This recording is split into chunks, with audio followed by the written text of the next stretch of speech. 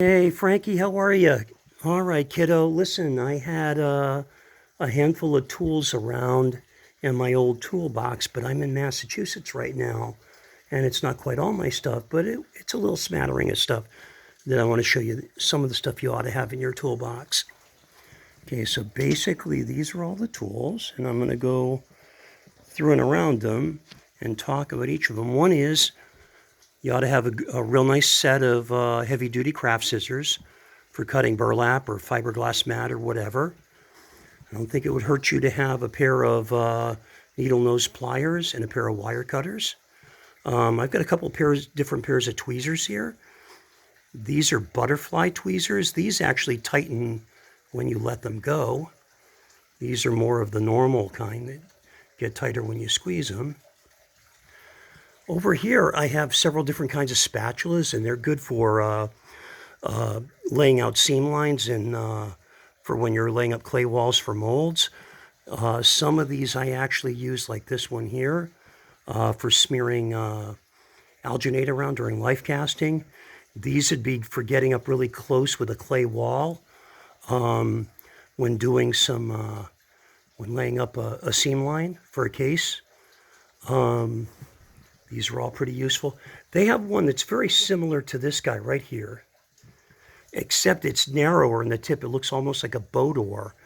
I'm very fond of that. I don't have it here now because that's in my kit back home, but lots of spatulas are a good thing.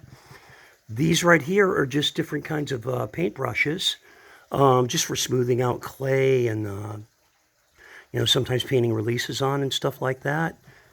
These are all different kinds of sponges and foams and stuff like that for smoothing out clay during your mold work. You're certainly familiar with the black stipple sponge and the orange mold sponge. This is a piece of L200 craft foam. Sometimes this works really good for smoothing out clay. These two things are just Scotch-Brite. Sometimes those are good for smoothing and cleaning stuff out. These sponges down here are just different forms of regular makeup sponges. Here I have just a basic tape measure. That's really handy for you to be able to measure distances and stuff. These are a couple of, so basically a wrench for opening and closing molds that have been bolted together. And these are different sockets and stuff. I believe this is a 3/8 socket, which is what a very common one. But what this is here, this thing here is called the gator grip. And what it is it's sort of a universal socket.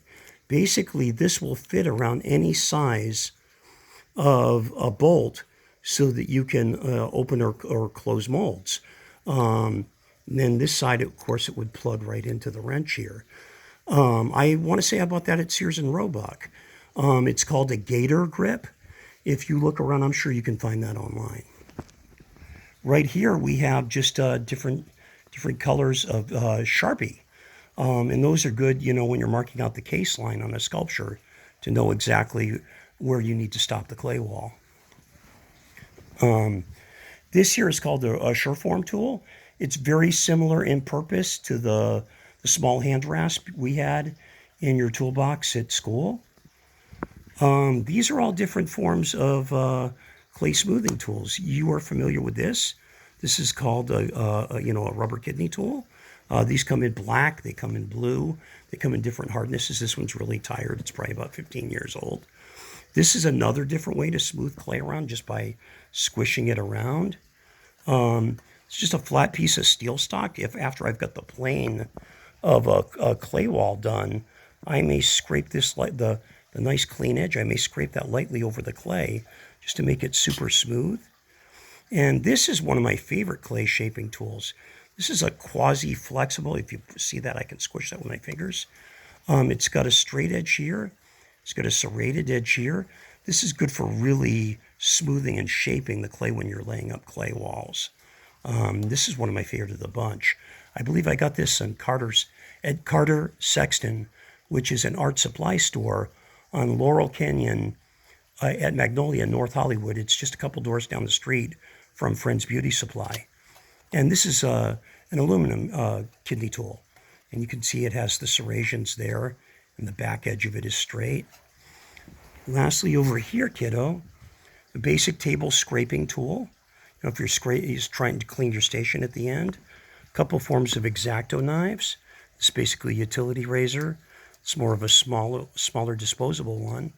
And then a chisel here. Probably wouldn't hurt to have a small toolkit, like basic stuff, like a hammer, a flat tip screwdriver, a Phillips head.